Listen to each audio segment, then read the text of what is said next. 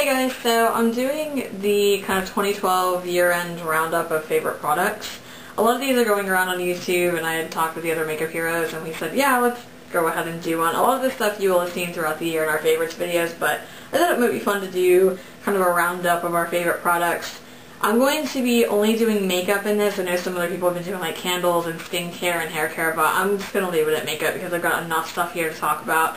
I can't really say that in the other categories I have anything like super amazing, like a candle that I've burned you around or anything like that. So I have a lot of lip products here, so I'm just going to preface it by saying that there's a lot of lip stuff here. I'm going to be doing a combination of favorite like color from a particular product and then also like favorite overall like for the entire range, which you'll understand like as I get into the video. So first up is the only tool that I have in my list, and it's dirty right now because I just used it, but it is the Real Techniques brushes. The line in general is fabulous, and everyone on YouTube talks about these, but they are fabulous. If you don't have them, you definitely want to check them out. Face products, I just have three, and the first is obviously going to be no surprise. My concealer is the Maybelline Superstay 24-Hour Concealer. I'm in the shade Cream, which actually is a little bit too light for me. It's okay because it goes underneath my eyes anyway, which you want a little bit of highlighting there. This is great for under the eyes. It's quite a thick concealer, but I have a lot of under eye darkness. Same thing essentially as the Collection 2000 Lasting Perfection if you're in the UK. For foundation, this was kind of a tough choice because I use a lot of different foundations depending on my mood, but I think overall I have to give it to the L'Oreal True Match Lumi Foundation. I'm in the shade N12 Neutral, or also known as Soft Ivory. If you're in Europe, it goes under a different name, so you might not be able to find it, but we got it here under this name, and this is fantastic. This has gotten me to like foundation over again. It's very light and delicate and soft on the skin, but it gives this really nice coverage and a really nice luminosity. This color matches my skin perfectly. In the summer, in the winter, it's been great. For powder, it would be the MAC Mineralized Skin Finish Natural, and this is Light Plus. This is a new one that I got from the CCO because I ran out of my other one.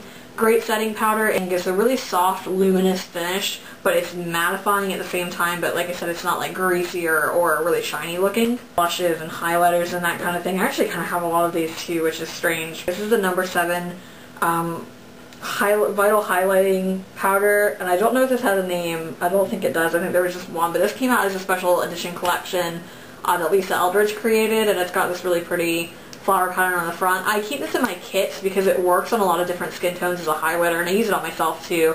And it's quite neutral as well. It's not warm toned, it's not cool toned, so it kind of works, like I said, on different skin tones. I was hesitant to put this in here because I kind of rediscovered this towards the end of the year, so I feel like it's weird to say it's a year-long favorite, but I do love it, and this is what I'm wearing right now. It is the NYX Blush in Terracotta.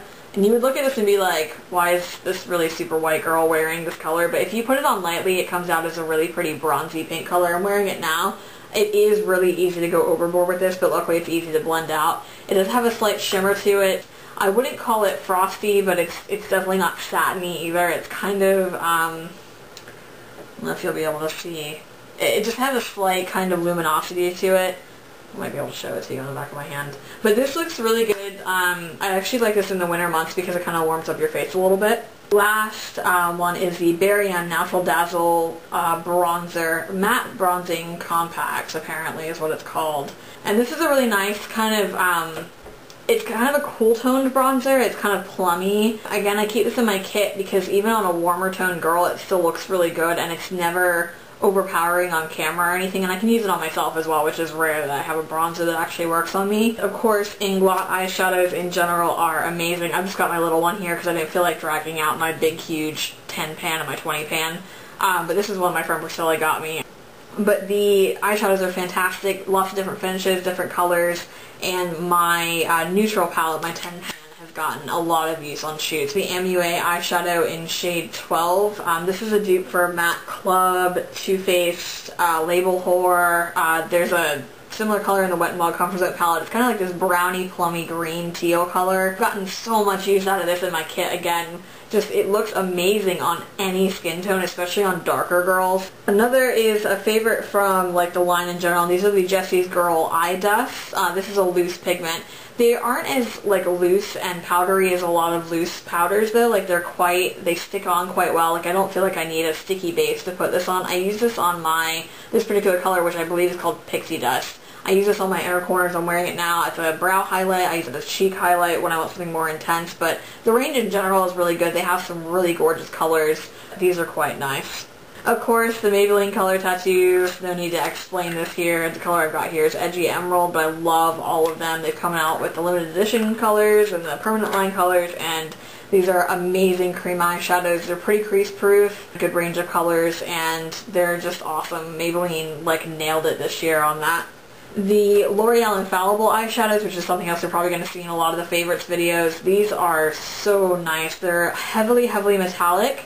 I think that there is a matte shade in the line, and I don't remember the name of it. The two that I have here are like a lilac color and a dark purple. I'm wearing them right now. I have probably 9 or 10 of these at this point because these are just amazing. Next to my Inglot eyeshadows, I use these the most. The Kiko long-lasting stick eyeshadow. I think this is a brand that is Italian, but you can get them over in Europe and in the UK. But these are kind of like the MAC shade sticks. Robin sent me this. This particular one is like a navy blue in number 17. These are, like I said, like the MAC shade sticks, but they're not as dry and they're not as wet as the NYX Jumbo pencils, but they're a great eyeshadow base. I actually like to use this color as like an eyeliner too. Just take an angled brush and use it. And when I go over to England next, I'm probably going to look at getting more of them. Pencil eyeliner, definitely MAC Pearl Glides. They're permanent now, which is awesome, and this color is Undercurrent, which is a really pretty teal with sparkle. These are all heavily sparkly, so if you don't like glitter in your eyeliner, you're not going to like these. Waterproof, they're like bulletproof, and they're so pretty, and I think I have 5 of them, and I love them. I use them at least twice a week, so this one's actually starting to get down quite short, and I'm kind of sad. Best mascara, Maybelline 1 by 1. I really like this mascara a lot. This is a new one that I just bought because I had to throw my other one away because it was worn out. Pretty much a good recommendation for anybody with any kind of eyelashes. It's a nice light formula. It doesn't clump. The brush is great. Really good definition and separation. I've recommended this to so many people, and they've recommended it to people, and everyone that I know loves it. So I'm going to just go ahead and do the couple of nail products that I have because there's not very many. The lip products is definitely the most. And I'm going to say these Sinful Colors nail polishes for the year. Definitely. I bought so many of these this year. But these are fantastic. I don't have any problems with chipping. I usually can get a solid 3 or 4 days of wear out of them, which for me with a typing job is really good. Variety of colors. They come out with collections a lot, so you can find like all kinds of special colors, and they're interesting. And the other one for the line in general is the Revlon nail polishes. 2 different kinds. They have the Color Stay range, which is what I have in my hand, and then they have their original range, which is like that weird triangular bottle. I really like the Color Stay ones in particular because I got a week's worth of wear out of, which that never happens for me. This color is called French Roast. It's like a brown with copper sparkle. But their other range, the triangular bottle, came out with some great glitters this year. Like, they just had glitters at the drugstore, like, nailed, and I bought almost all of them, I think, that came out, like all of the like ones that weren't gold. To end this out, lip products, I'm not kidding when I say I have a lot, and you're probably going to be like, oh my god. But my first lip favorite is something that's quite special. My husband got it for me for my birthday. It's the Chanel Rouge Allure Intense in 104 Passion. I kept it in its box because it's just that special. I mean, I haven't tried anything else from this range, so I don't know if all of them are as amazing as this is, and it is a really bright, neutral red, and it's just kind of my special occasion red lipstick. It has this really nice packaging, and I just think that these are really fancy. This is another red lipstick that I haven't really talked about much, but it is from Mary Kay, of all places. I haven't ever ordered anything from Mary Kay, but this was a recommendation from a friend of mine her friend sells it, and this is their, I guess it's just their lipstick. There's no name on it, but it's called Really Red. And first of all, the packaging is really nice. This was like $10, I think, which is a little bit expensive for a drugstore lipstick, but the packaging is so sleek. Bright red. Now, the thing about this is that this is actually a straight up red. It's not cool toned, it's not warm toned, it's red. I brought every other red lipstick with me when she had it with her to swatch next to it, and this was like a clean red. Even the Chanel lipstick was a little bit orange toned in comparison. This stuff is like bulletproof. It lasts through eating. It literally is just like pure pigment on your lips. So if you're looking for a red lipstick, Mary Kay, Really Red, check it out. For a line of lipsticks, I really love the L'Oreal Rouge Caresse. Is that what they're called here? I don't even know. L'Oreal Color Riche something Caress lipsticks, I think. I'm labeling the European name, but this color is Rose Taffeta. I have 3 of these, and I absolutely love them. They're kind of a softer lipstick, more of like a balmy feel, but they have a lot of pigmentation, especially I have like a red color, and it's really, really nice, but without being too intense. So if you're wanting to try a red lipstick, but maybe you're a little scared, check out some of the reds in this range, because they're not like crazy pigmented, and they're quite balmy-like and really moisturizing. And then the Revlon matte lipsticks are also really good. Matte lipsticks are obviously going to be a little bit more drying than regular lipsticks, but these are still really comfortable to wear. I just got Wine Knot with funny, and I also have Smoked Peach, which is gorgeous for the summer as well. Also the Revlon Just Bitten Kissable Balm Stains. Not going to go on too much about this because if I hear another person talking about these, I might shoot myself. Pen Style, Twist Up.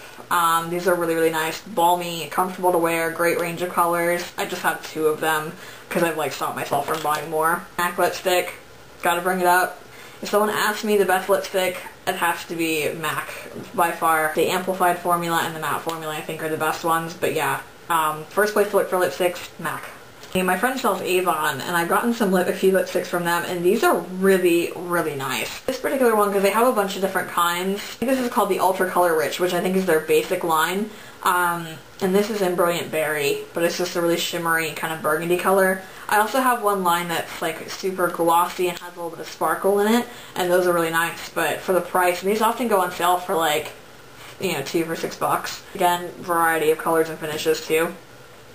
So last but not least, but probably honestly my lip product of the year, and this is like over the MAC lipstick, over the Chanel, over anything else, I'm going to have to say this is it. Estee Lauder Sequins Lip Glosses. Oh my god.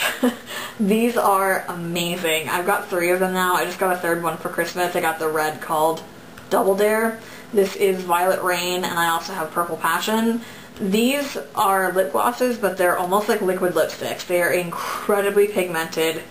They have like this little rounded applicator. The amount that you see on this applicator is what you need to apply to your entire mouth because they are that pigmented. And you can layer it up if you want more intensity, but if you just want like a basic kind of gloss with a lot of color, I wouldn't recommend putting on more than 1 layer. Not sticky at all. Once they dry down, they're almost like a lipstick, but they don't feel waxy like a lipstick does. They have a really light kind of figgy vanilla scent, and I love these, and they last a really long time. I can eat with them on, and I've still got like the color there, and they're easy to reapply over top. Like if they do start fading, you don't apply it over the top and it doesn't get all goopy or anything like that. It just, it's almost like an OCC lip tar or the Sleek Pout paints, but it's got glitter in it, so I don't know if that makes sense, but the consistency of it when you put it on, it's just like a really thick, but yet thin liquid lipstick. But these are amazing. So that is it for my products of the year. Hopefully that wasn't insanely long. I had a lot of products to get through, so let me know what your products of the year are, and in the comments below, I'm really curious to see, or if you've already done one of these videos, you're welcome to leave it as a video response. I will see you soon. Bye.